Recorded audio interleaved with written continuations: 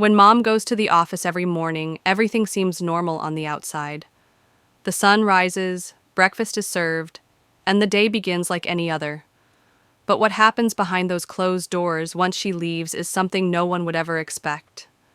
At first, it felt like little things, minor changes, strange behavior, odd moments that didn't make sense. But soon those little things turned into something much bigger, something that made me question everything I thought I knew about my own home. Dad always smiled when Mom kissed him goodbye. He waved at the door like any caring husband would. But as soon as she was out of sight, his entire mood shifted. It was like he became a different person altogether. Not angry, not sad, just different. Curious, I started paying attention. I noticed the way he locked the doors, drew the curtains, and acted like he was hiding something. At first, I thought maybe he just needed time alone. But what I saw one day left me completely speechless. It wasn't anything violent or harmful, nothing that would break the rules or hurt anyone. But it was something that most people wouldn't believe unless they saw it with their own eyes. Something so unusual, so unexpected, it made me wonder how many secrets can really hide inside a normal-looking family. I had to find out more. I started recording little things, writing down notes, and following his routine. The deeper I looked, the stranger it all became. I kept thinking, why would he do all this only when Mom isn't home? And what would happen if she ever found out? What I discovered next? Well, let's just say it changed everything. And that's where the real story begins. It all started a few weeks ago. Mom got a new role at her office, which meant longer hours and earlier mornings. She was proud. She worked hard for it. Dad, on the other hand, didn't say much. He smiled and congratulated her, but there was something in his eyes that didn't match his words. I didn't think much of it back then. I just figured he was adjusting to the change like the rest of us. But then I began noticing the routine.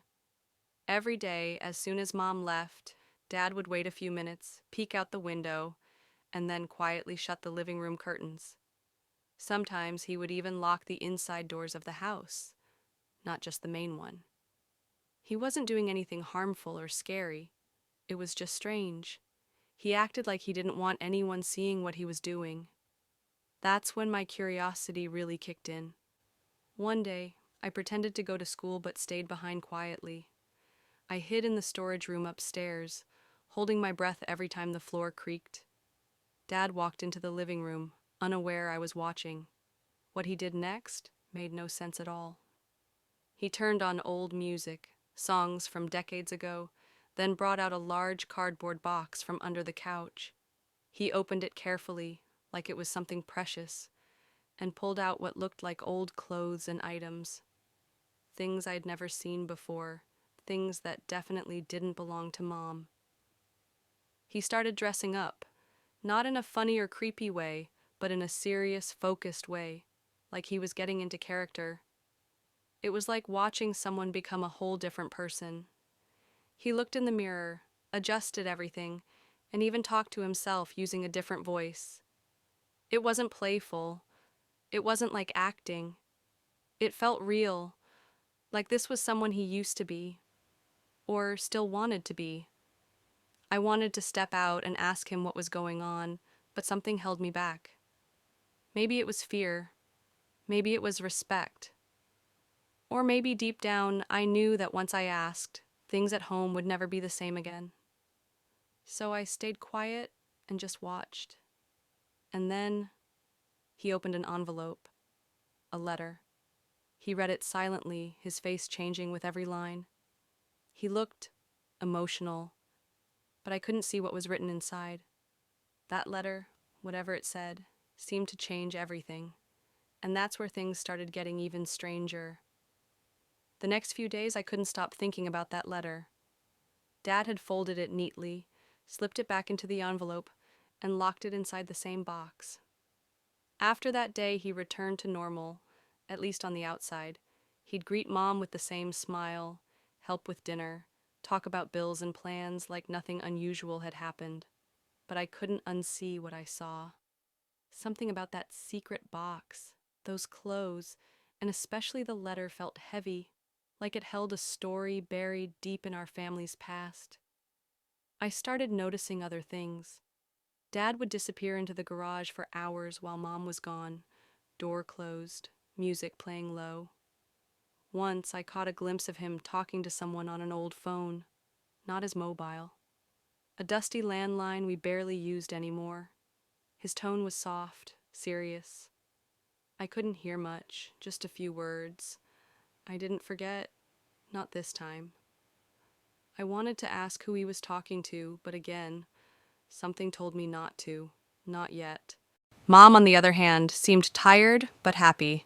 She had no idea what was happening during the day. One evening, she asked Dad why the curtains were always drawn when she got home. He laughed it off, said he was avoiding the heat. She believed him, smiled, and moved on. But I could tell he was relieved when she didn't press further. One afternoon, when both of them were out, I finally opened the box. My hands were shaking. Inside were old photographs, letters, and small items like a bracelet, a broken watch, and a pressed flower inside a notebook. The pictures were of Dad, but younger, and beside him wasn't Mom. It was someone else, a woman I'd never seen before. She looked happy. So did he. There was even one photo where she was wearing the bracelet now lying in the box. That changed everything. Who was she? Why was Dad keeping this hidden? And what did it mean for our family? Was it just a past relationship he couldn't let go of? Or was there something deeper, something that had never been talked about? The strangest part was a child's drawing tucked into one of the letters. It had the word Papa written in messy handwriting, but it wasn't mine. From that moment on, I knew this wasn't just about secrets. It was about identity, memory, and maybe even someone Dad had once lost and never stopped missing. After finding that child's drawing with the word Papa written on it, something shifted inside me. I couldn't sleep that night. Every time I closed my eyes, I kept thinking about that woman in the photos, the letters, and the way Dad looked when he read them. He wasn't just remembering. He was reliving something real, something powerful. And for the first time, I wondered if I ever truly knew who he was. The next morning, everything felt off. Dad was quieter than usual. He barely touched his breakfast and kept checking the time. Mom didn't notice. She was in a rush to leave for a meeting. I watched him closely as he hugged her goodbye. There was something final in the way he held on for a few extra seconds. When the door closed behind her, he stood there, staring at the floor for a while. Then, without saying a word, he walked straight into the garage. I waited. 10 minutes. 20. Finally, I crept down the hallway and pressed my ear to the door.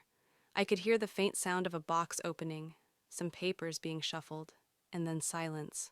That same deep, heavy silence. I couldn't hold it in anymore. I knocked, lightly. He didn't answer.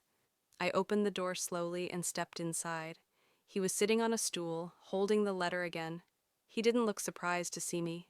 He just looked tired. Not physically, but like someone carrying something too long. "You saw the box," he said without turning.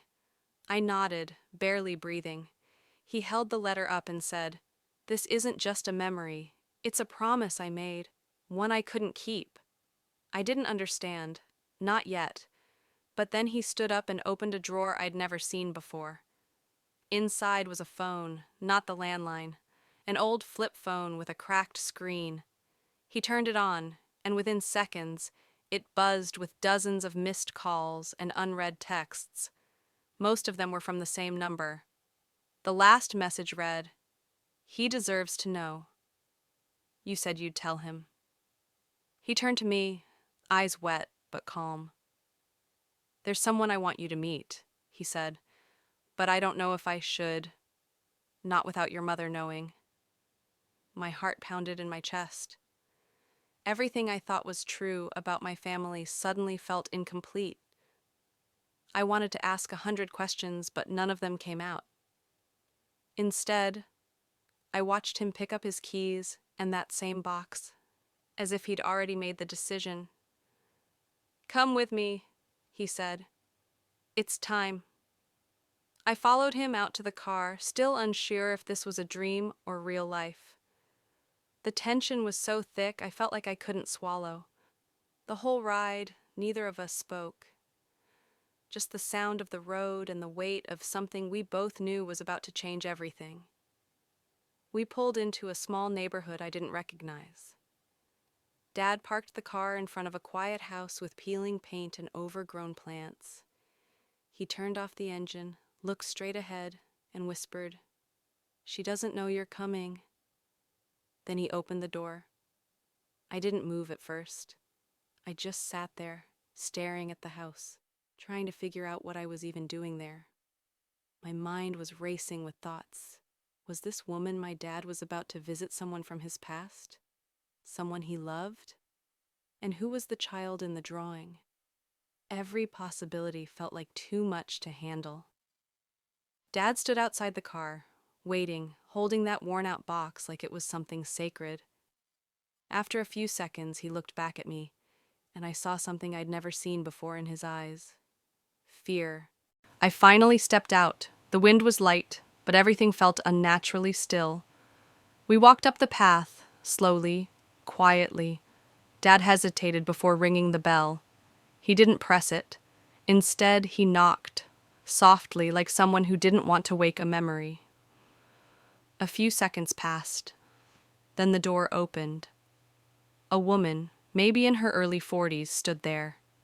She looked at Dad and froze. Her expression was unreadable.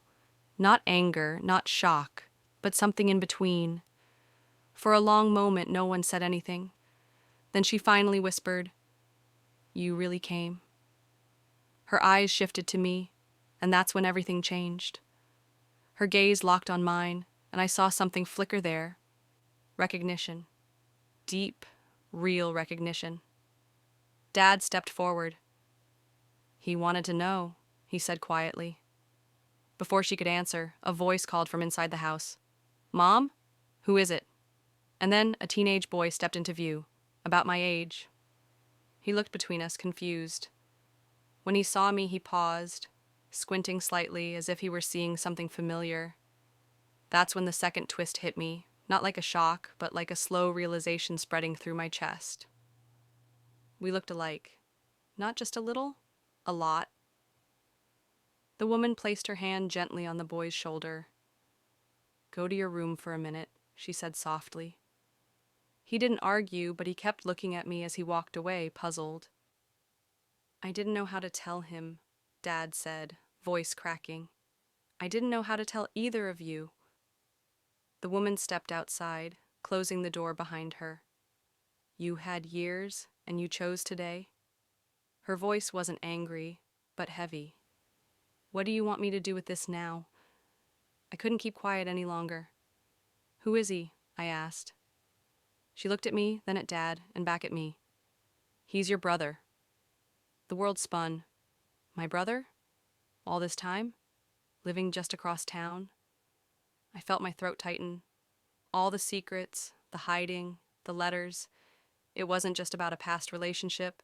It was about a family, one that existed before me, and somehow still existed now. Dad didn't say a word. He just stared at the ground. The woman spoke again, this time almost a whisper.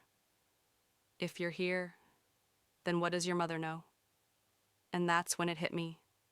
She didn't know. None of this. Not the boy, not the woman, not the years that passed in silence. And suddenly, the biggest question wasn't about the past. It was what happens next.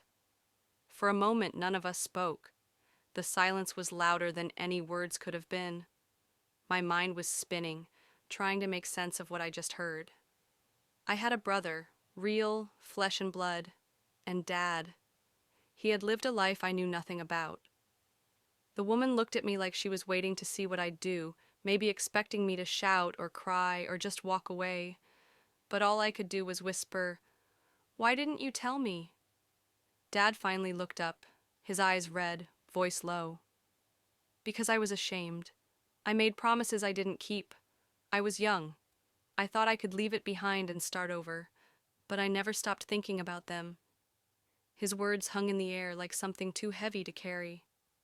"I thought I could protect everyone by keeping it quiet. I didn't realize silence was its own kind of damage." The woman, her name was Sarah, took a deep breath and nodded.